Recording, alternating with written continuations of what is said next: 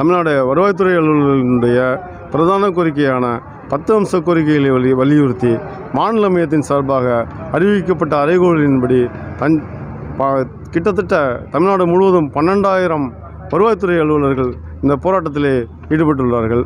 தஞ்சாவூர் மாவட்டத்தின் சார்பாக 400க்கும் மேற்பட்ட தோழர்கள் இதில் கலந்து கொண்டுள்ளார்கள்.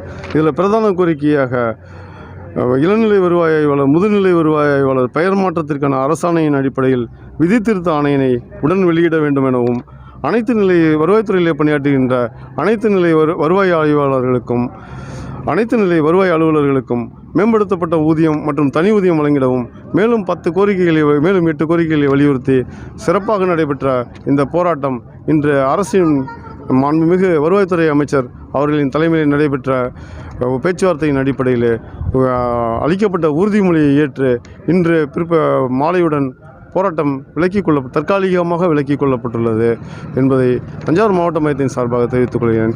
பார்த்தசாரதி, மாவட்ட தலைவர், தமிழ்நாடு வருவாய்த்துறை அலுவலர் சங்கம், தஞ்சாவூர் மாவட்ட மையம்.